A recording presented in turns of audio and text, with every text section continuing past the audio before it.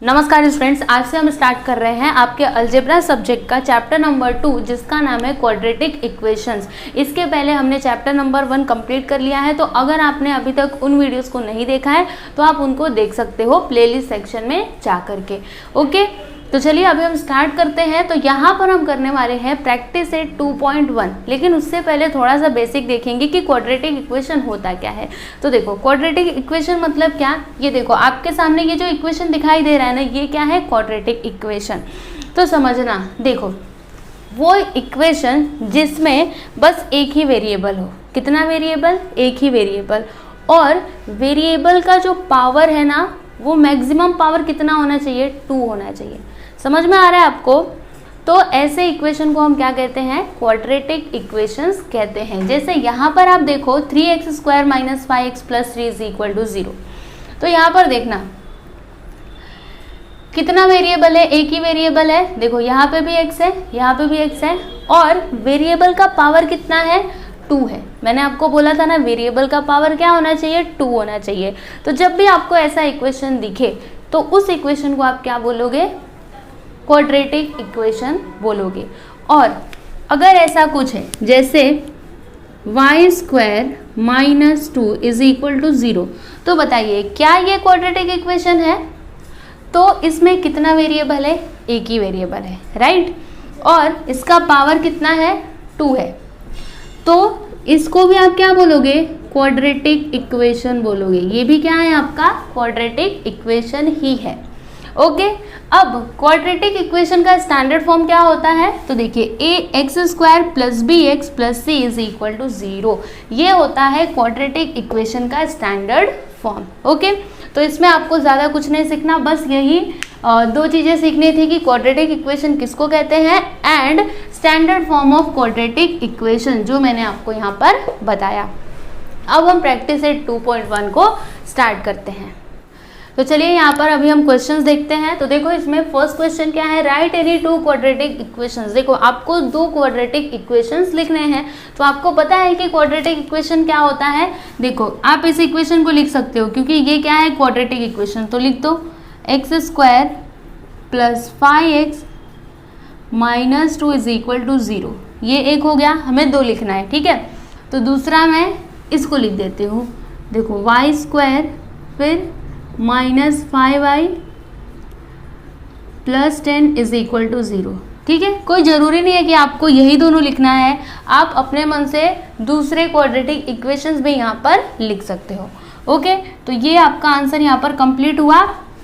अब next question देखो क्या दिया है? Decide which of the following are quadratic equations. देखो यहाँ पर ये जितने भी इक्वेशंस दिए गए हैं ना, आपको बताना है कि ये इक्वेशंस क्वाड्रेटिक इक्वेशंस है या फिर नहीं है।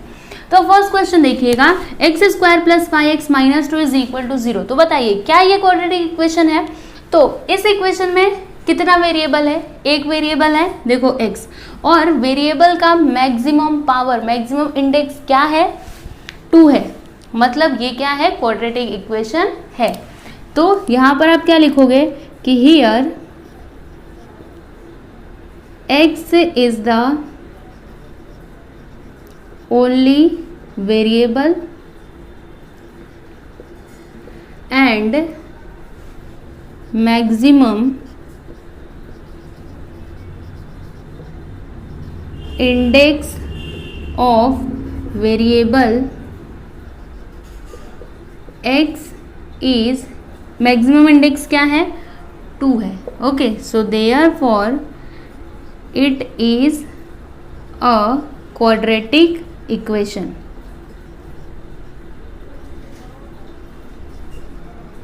ओके, तो आपको ऐसे करके इसका आंसर लिखना है। अब नेक्स्ट वन देखिएगा, यहाँ पर क्या है? y² = 5y - 10। तो सबसे पहले हम इसको स्टैंडर्ड फॉर्म में लिख लेते हैं। तो स्टैंडर्ड फॉर्म आपको पता है क्वाड्रेटिक इक्वेशन का क्या होता है? ax² + bx + c = 0। मतलब क्या होता है? जो आपका राइट हैंड साइड होता है उधर क्या रहता है? 0 रहता है, राइट। तो देखो मैं यहाँ पर लिखूंगी y², देखो 5y को इधर ले लेती हूँ तो -5y, 10 को इधर ले लिया तो +10 = 0। ओके, अब बताइए ये आपका क्वाड्रेटिक इक्वेशन है या फिर नहीं है। तो इसमें कितने वेरिएबल्स हैं, एक ही वेरिएबल है, देखो y y एक ही वेरिएबल है, और यहाँ पर मैक्सिमम इंडेक्स मतलब मैक्सिमम पावर क्या है, 2 है। इट मीन्स ये क्या है, आपका क्वाड्रेटिक इक्वेशन है। तो क्या लिखोगे इसका आंसर कि here y is the only variable and maximum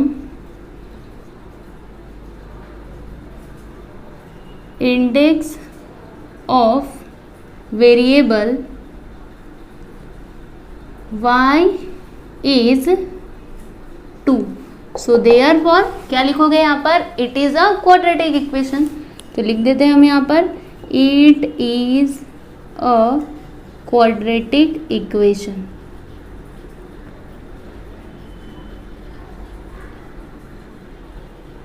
अब नेक्स्ट वन यहाँ पर देखिएगा क्या दिया है, y square plus 1/y is equal to 2। तो यहाँ पर इसको हमें सॉल्व करना पड़ेगा। तो देखो हम यहाँ पे क्रॉस मल्टीप्लाई कर देते हैं, तो वाई स्क्वायर इंटू वाई क्या हो जाएगा, y cube plus 1/y is equal to 2। Y को उधर ले लिया तो y cube plus 1 is equal to, यहाँ पर हो गया 2y, अभी 2y को इधर ले लेते हैं तो क्या हो जाएगा, देखो y cube minus 2y plus 1 is equal to 0। तो अब बताइए क्या ये क्वाड्रेटिक इक्वेशन है। तो इसमें वेरिएबल तो एक है, लेकिन यहाँ पर इंडेक्स कितना है, मैक्सिमम इंडेक्स इज 3। समझ में आ रहा है, हमको 2 चाहिए। इट मीन्स ये क्वाड्रेटिक इक्वेशन नहीं है। तो इसका आंसर आप कैसे लिखोगे, देखो यहाँ पर लिखना here y is the only variable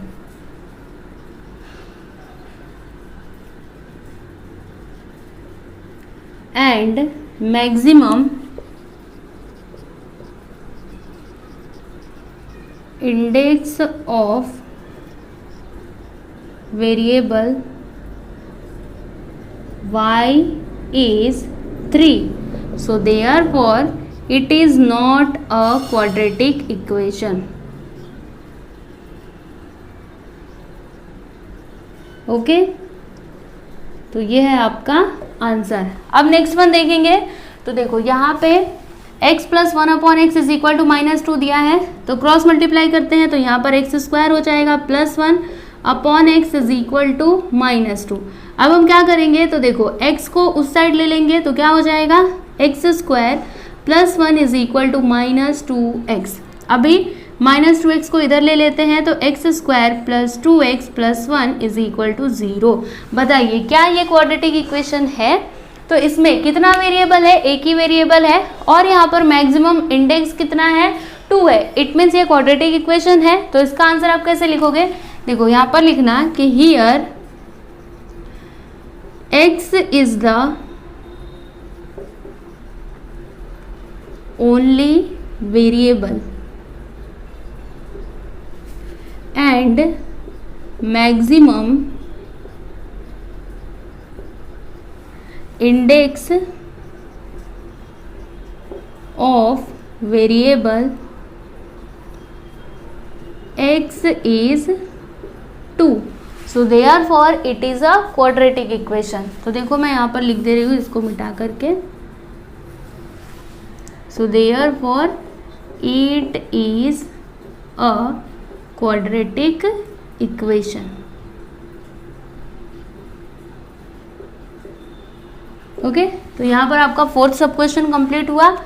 अब मैं 5th सब क्वेश्चन यहाँ पर लिखती हूँ। यहाँ पर आप 5th वन देखिएगा, m+2 फिर दूसरे ब्रैकेट में क्या है, m-1 is equal to 0।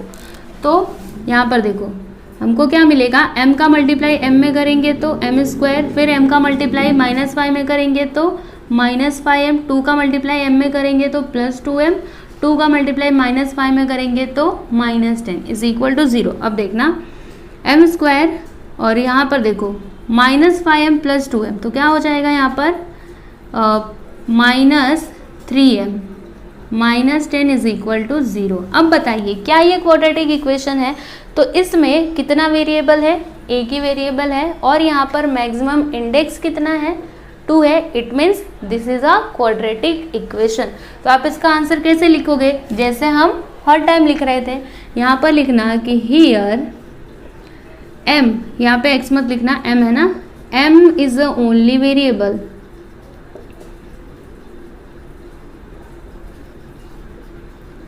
And maximum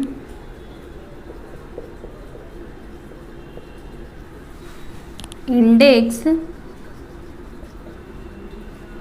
of variable m is 2. So therefore it is a quadratic equation.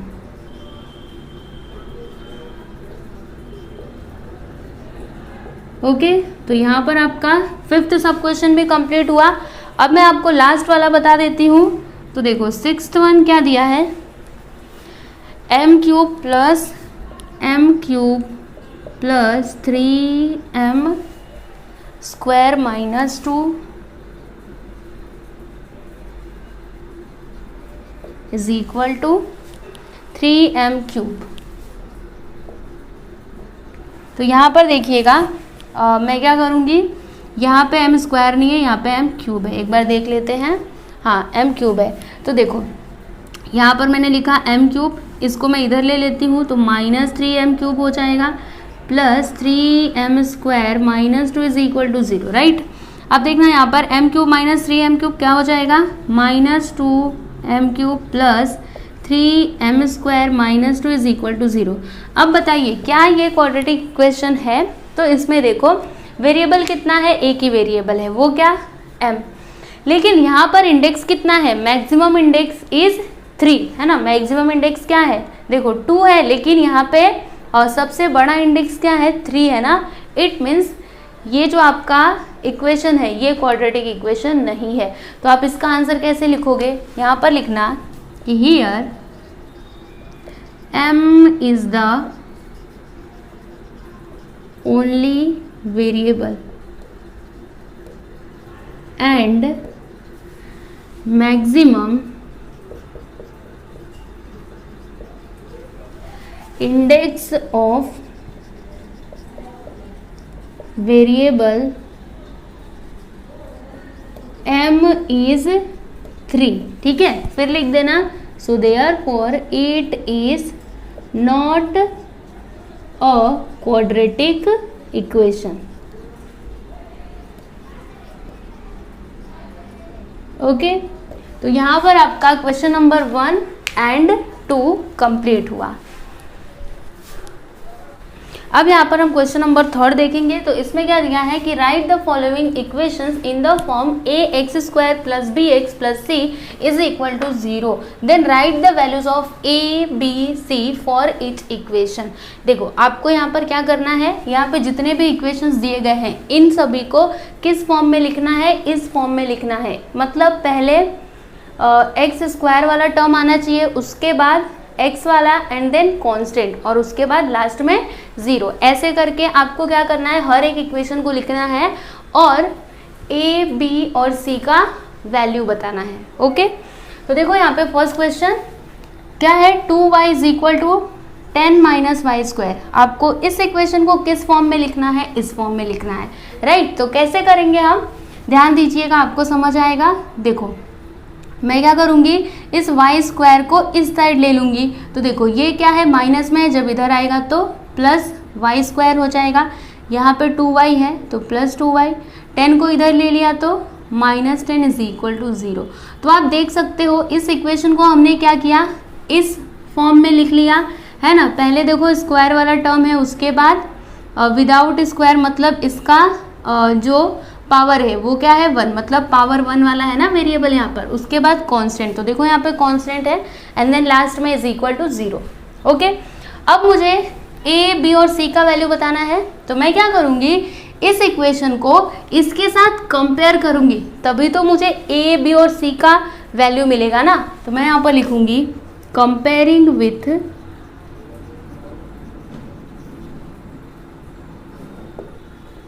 किसके साथ कंपेयर करेंगे, देखो a x square plus b x plus c is equal to 0।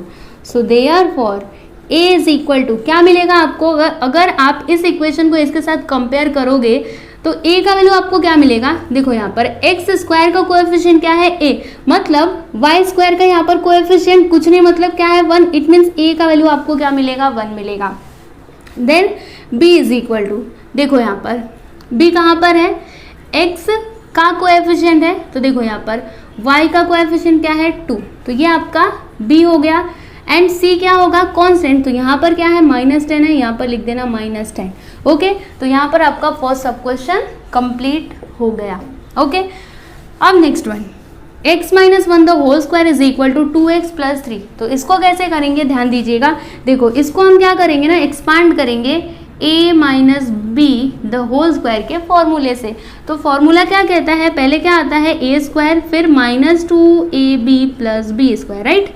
तो देखना यहाँ पर ये आपका a है, ये आपका b है, तो पहले क्या हो जाएगा एक्स स्क्वायर माइनस 2ab का मतलब क्या, 2 इंटू एक्स इंटू 1, मतलब यहाँ पर 2x आएगा, फिर प्लस 1 का स्क्वायर करोगे तो 1 is equal to 2x plus 3। इतना आपको समझ में आ गया। अब देखना आगे, तो यहाँ पर देखो क्या हो जाएगा, एक्स स्क्वायर माइनस 2x, इस 2x को इधर ले लीजिए तो माइनस हो जाएगा -2x प्लस 1, 3 को इधर ले लीजिए -3 इज इक्वल टू 0।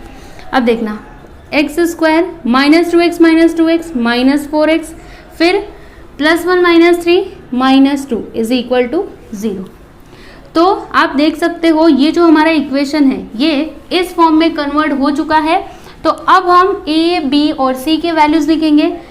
तो हम क्या करेंगे, इस इक्वेशन को किसके साथ कंपेयर करेंगे, a x square plus b x plus c is equal to 0 के साथ कंपेयर करेंगे। तो क्या हो जाएगा, देखो यहाँ पर आप लिखना कि कंपेयरिंग विथ, क्या लिखेंगे हम, कंपेयरिंग विथ किसके साथ कंपेयर करेंगे, a x square plus b x plus c is equal to 0। So therefore a is equal to, a का वैल्यू आपको क्या मिलेगा, देखो एक्स स्क्वायर का कोएफिशिएंट 1, b का वैल्यू क्या मिलेगा -4 and c is equal to -2। देखो यहाँ पर, तो ये हो गया आपका आंसर। ओके, नेक्स्ट वन देखेंगे। तो एक्स स्क्वायर, यहाँ पे मैं लाइन खींच देती हूँ, x square plus 5x is equal to minus बाहर है, फिर ब्रैकेट में है 3 - x। ओके, तो कैसे करना है, देखो एक्स स्क्वायर लिखा plus 5x is equal to, minus को अंदर ले लो तो -3 हो जाएगा और ये +x हो जाएगा। ओके, अब इन दोनों टर्म को इधर ले लेते हैं, तो x square plus 5x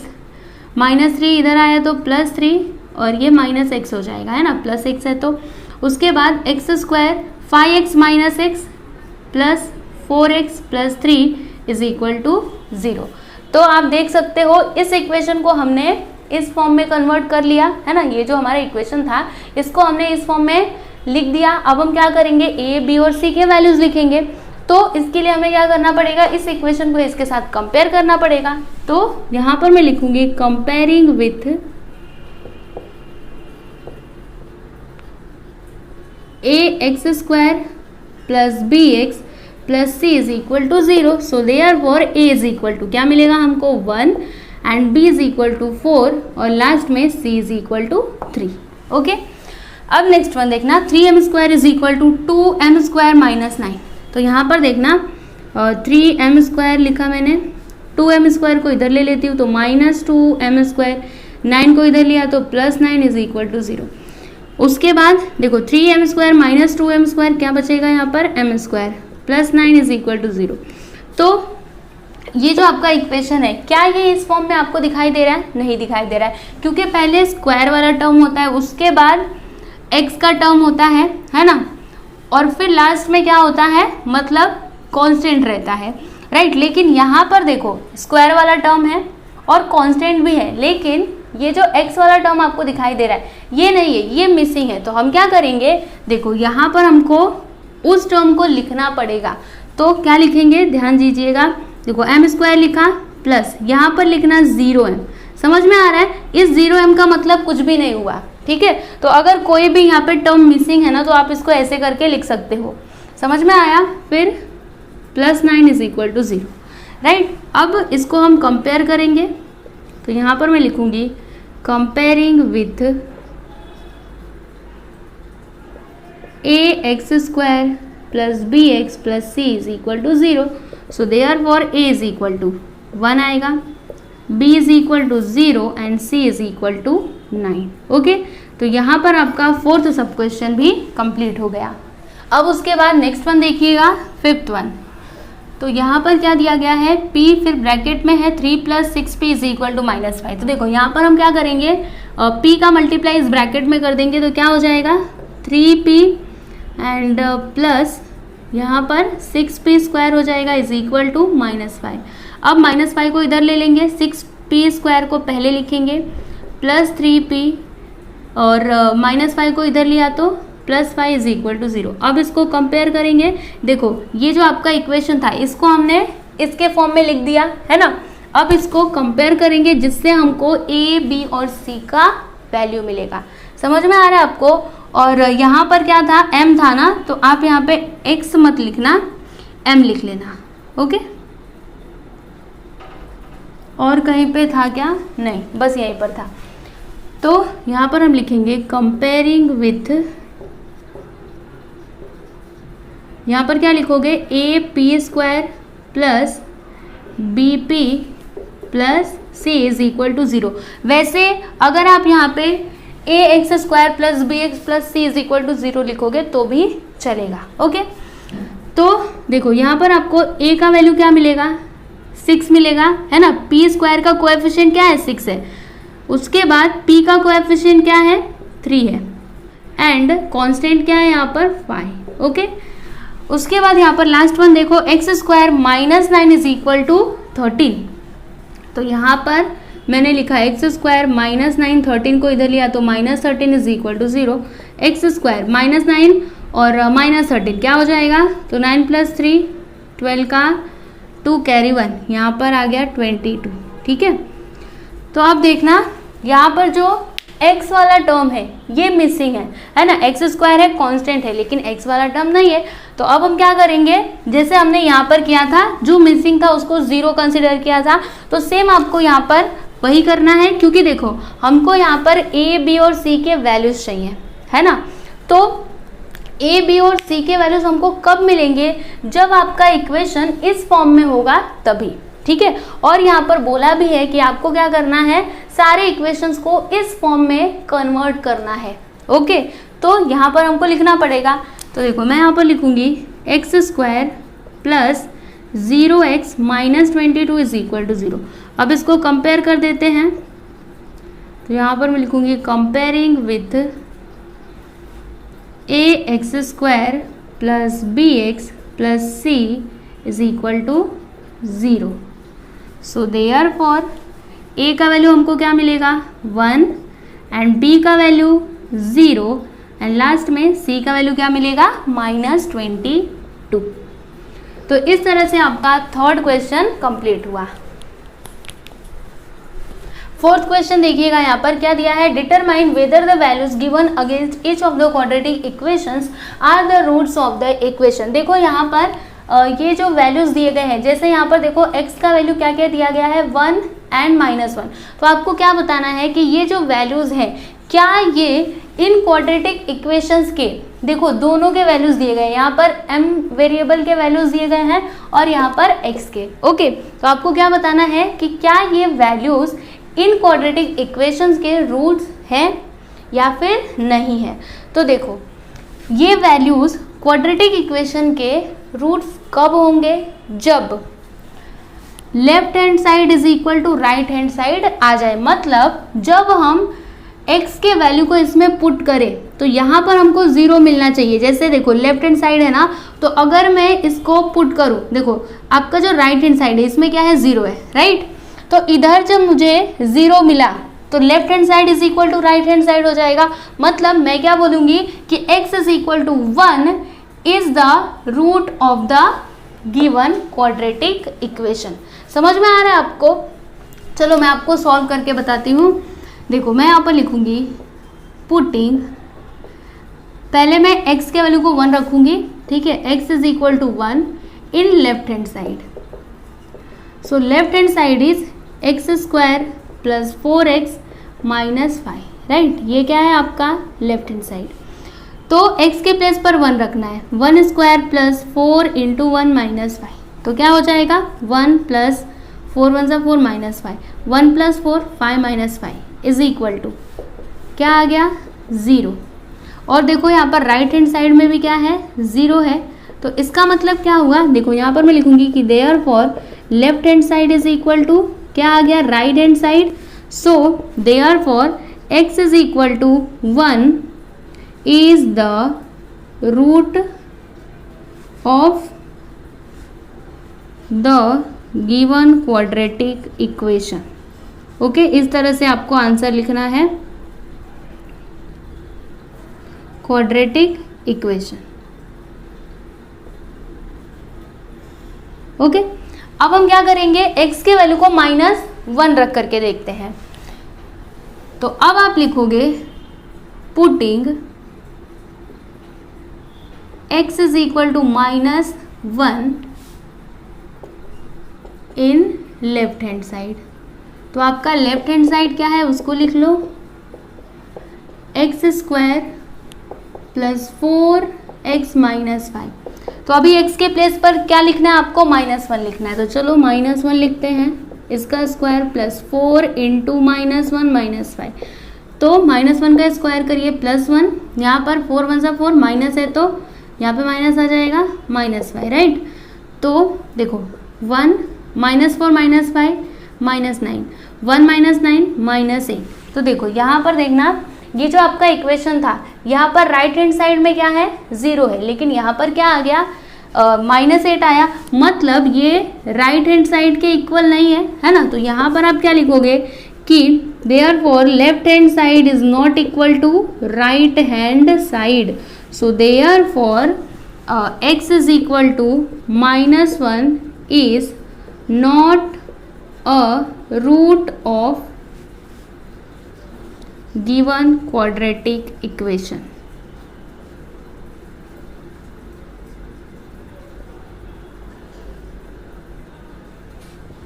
okay, तो यहाँ पर आपका फर्स्ट सब क्वेश्चन कंप्लीट हो गया। तो जैसे हमने इसको सॉल्व किया वैसे ही आपको इसे भी करना है। तो चलो मैं इसको सॉल्व करके बताती हूँ। तो देखो यहाँ पर ये आपका क्वाड्रेटिक इक्वेशन दिया है और यहाँ पर क्या दिया है m का वैल्यू 2 दिया है एंड 5/2 दिया है, राइट। तो इसको आप कैसे करेंगे, देखो यहाँ पर हम m का वैल्यू एक बार 2 रखेंगे और उसके बाद 5/2 रखेंगे। तो देखो यहाँ पर मैं लिखूंगी putting m is equal to 2 in LHS। तो LHS क्या है आपका 2m स्क्वायर माइनस 5m। तो m के प्लेस पर आपको क्या लिखना है 2 लिखना है। तो यहाँ पर मैंने लिखा 2, फिर ब्रैकेट में 2 का स्क्वायर माइनस 5 इंटू 2, तो क्या हो जाएगा 2 इंटू 2 2 ज़ा 4 माइनस 5 2 ज़ा 10 2 4 ज़ा 8 माइनस 10, मतलब यहाँ पर क्या मिला आपको -2 which is not equal to right hand side, क्योंकि राइट हैंड साइड में क्या है 0 है। तो यहाँ पर लिख देना कि left hand side is not equal to right hand side. So therefore m is equal to 2 is not a root of given quadratic equation।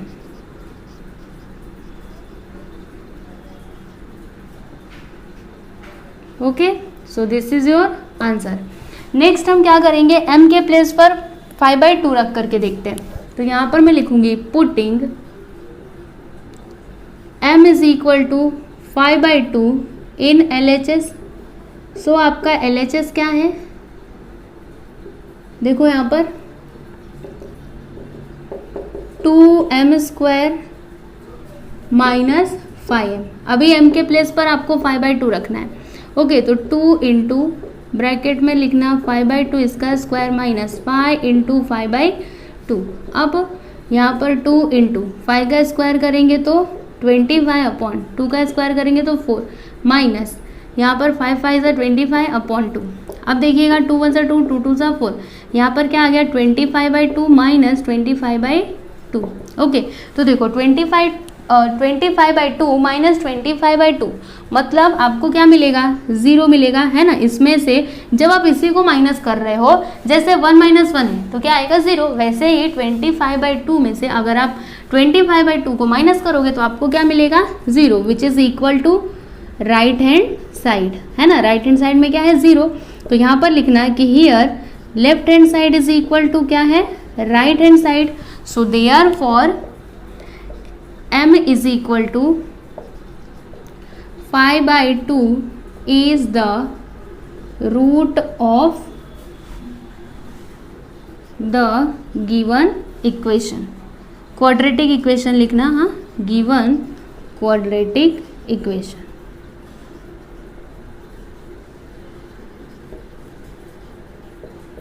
Okay, तो इस तरह से आपका क्वेश्चन नंबर 4 भी कंप्लीट हो गया। यहाँ पर 5th क्वेश्चन देखिएगा क्या दिया है, find k if x is equal to 3 is a root of equation k x² minus 10x plus 3 is equal to 0। देखो यहाँ पर क्या दिया गया है, मैं इसको सॉल्व कर रही हूँ।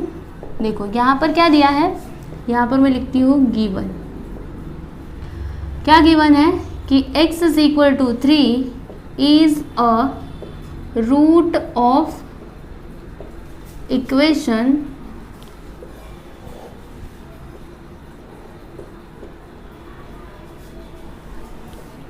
के x² minus 10x plus 3 is equal to 0, ऐसा यहाँ पर क्वेश्चन में दिया गया है।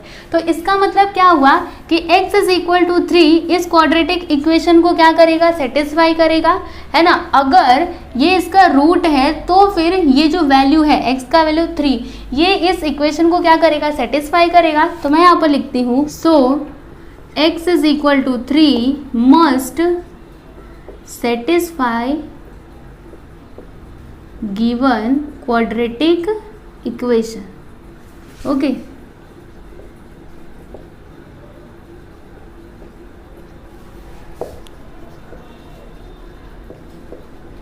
देखो यहाँ पर मैंने क्या बोला, क्वेश्चन में क्या दिया था कि x इज इक्वल टू 3, ये क्या है, इस इक्वेशन का रूट है। इसका मतलब क्या हुआ कि x इज इक्वल टू 3 इस क्वाड्रेटिक इक्वेशन को क्या करेगा, सेटिस्फाई करेगा, राइट। तो अब हम क्या करेंगे, x के प्लेस पर 3 रखेंगे, तो के x² है ना, तो इसके प्लेस पर 3 रखना है, 3 का स्क्वायर हो जाएगा माइनस 10 इंटू एक्स के प्लेस पर 3 प्लस 3 इज इक्वल टू 0। अब देखो तो यहाँ पर k इंटू 3 का स्क्वायर 9 माइनस 10 3 ज़ा 30 प्लस 3 इज इक्वल टू 0। उसके बाद यहाँ पर 9k हो जाएगा माइनस 30 प्लस 3, यहाँ पर आ जाएगा minus 27 is equal to 0। k is equal to minus 27 को उधर ले लीजिए, प्लस 27, 9 को उधर लीजिए, तो डिवाइड में 9 1 9 और 9 3 27, मतलब k का वैल्यू हमको क्या मिला, 3 मिला, और हमें k का वैल्यू ही निकालना था। तो यहाँ पर आप लिख दो कि देयरफॉर, देखो यहाँ पे लिखा हुआ है ना, देयरफॉर यहाँ पे लिख देना k इज इक्वल टू 3। देखो कैसे लिखोगे, और therefore k is equal to 3। Okay, तो यहाँ पर आपका 5th क्वेश्चन कंप्लीट हो गया। अब नेक्स्ट वन देखना, यहाँ पर क्या दिया गया है कि one of the roots of equation 5m² plus 2m plus k is equal to 0 is minus 7/5। Complete the following activity to find the value of k। देखो यहाँ पर क्या दिया गया है, ये जो इक्वेशन है ना, इसका रूट क्या है, माइनस 7/5, ठीक है। आपको ये एक्टिविटी कंप्लीट करना है k का वैल्यू फाइंड करने के लिए। तो देखो यहाँ पर क्या दिया है, यहाँ पे बॉक्स बनाया और फिर क्या लिखा है कि is a root of quadratic equation 5m² plus 2m plus k is equal to 0। तो इस इक्वेशन का रूट क्या है, माइनस 7/5। तो इसमें आप क्या लिखोगे, माइनस 7/5। ओके, यहाँ पर लिख देना माइनस 7/5। ओके, इस बॉक्स में आपको ये लिखना है। उसके बाद put m is equal to, m is equal to हम क्या पुट करेंगे, माइनस 7/5। समझ में आ रहा है आपको, क्योंकि ये क्या है, इस इक्वेशन का रूट है ना, इसलिए। तो यहाँ पर क्या लिखा कि put m is equal to minus 7/5 in the equation. तो अब देखो यहाँ पर आपका इक्वेशन क्या है, 5m²। तो देखो m के प्लेस पर क्या लिखना है, माइनस 7/5। तो देखो यहाँ पर क्या है, 5 इंटू एम के प्लेस पर -7/5, तो मैं यहाँ पर लिखती हूँ -7/5 और इसका स्क्वायर, क्योंकि यहाँ पर क्या है m का स्क्वायर है ना, फिर बॉक्स बना सकते हो 2 इंटू, देखो यहाँ पर 2m है ना, तो m के प्लेस पर लिखना है -7/5। ओके, यहाँ पर लिख देंगे -7/5 प्लस के इज इक्वल टू 0। ओके, इतना आपको समझ में आया। अब इसको सॉल्व करते हैं। तो एक काम करते हैं, हम इसको इधर सॉल्व करते हैं, क्योंकि इतने में तो आपका अट नहीं पाएगा। देखो यहाँ पर क्या है, 5 इंटू -7/5 का स्क्वायर, तो मैंने इसको 2 बार लिख दिया है ना, स्क्वायर है तो 2 बार मैं लिख सकती हूँ। तो यहाँ पर 5 से 5 कैंसिल हो जाएगा, फिर 7 7 सा 49, देखो दोनों भी माइनस में है, मतलब यहाँ पर +49/5 हो जाएगा। समझ में आ रहा है आपको? तो यहाँ पर मैं लिख देती हूँ +49/5। ओके, ये आपको समझ में आया। मैंने क्या किया, इसको सॉल्व किया तो मुझे क्या मिला, 49/5 प्लस, अब यहाँ पर क्या आएगा, तो क्या है 2 इंटू -7/5। चलो इसको भी सॉल्व कर लेते हैं। तो देखो 2 इंटू -7/5, तो 2 7 सा 14 -14/5। ओके, तो यहाँ पर मैं लिखूँगी -14/5। देखो -14/5, इसको बॉक्स में लिख देंगे, प्लस के इज इक्वल टू 0। ओके, अब यहाँ पर क्या आएगा, तो देखो इसको हम सॉल्व करेंगे तो क्या होगा, देखो ध्यान से देखते जाइएगा, आपको समझ में आएगा। मैं एक काम करती हूँ, इसको पूरा यहाँ पे यहीं पे सॉल्व कर देती हूँ। यहाँ पर क्या है, 49/5 प्लस माइनस -14/5 प्लस के इज इक्वल टू 0। अब उसके बाद देखिए यहाँ पर दोनों के डेनोमिनेटर्स क्या है, सेम है, तो इसको आप एक टाइम लिखना, फिर दोनों को मिला दो, 49 -14 प्लस के इज इक्वल टू 0। उसके बाद 49 - 14 करिए तो 9 - 4 करेंगे तो 5 एंड यहाँ पर 3/5 प्लस के इज इक्वल टू 0। 5 1 5, 5 7 35, मतलब यहाँ पर आपको क्या मिला, देखो मैं यहाँ पर लिख रही हूँ 7 प्लस के इज इक्वल टू 0। के को इधर ही रहने देते हैं, 7 को उधर ले लेते हैं, तो ये हो गया -7, मतलब के का वैल्यू आपको क्या मिला, -7। ओके, तो इस तरह से आपका 6th क्वेश्चन भी कंप्लीट हो गया। तो यहाँ पर हमने प्रैक्टिस सेट 2.1 पूरा कंप्लीट कर लिया एंड आई होप कि आपको ये प्रैक्टिस सेट समझ में आया होगा। देखो अगर आप इसको ध्यान से समझेंगे ना, आपको समझ आएगा, बहुत ही आसान है, सब कुछ बहुत आसान है, बस आपके कंसेप्ट क्लियर होने चाहिए। मैंने आपको यहाँ पर जितने भी सम्स बताए हैं आप उनकी प्रैक्टिस करो, क्योंकि जब तक आप प्रैक्टिस नहीं करेंगे तब तक आपको समझ नहीं आएगा। इसलिए आप ज़्यादा से ज़्यादा प्रैक्टिस करिए और एकदम ध्यान से पढ़ाई कीजिए। ओके, तो चलो अब जो हमारा नेक्स्ट वीडियो होगा उसमें हम प्रैक्टिस सेट 2.2 को सॉल्व करेंगे। तो मिलते हैं हम अगले वीडियो में, तब तक के लिए नमस्कार।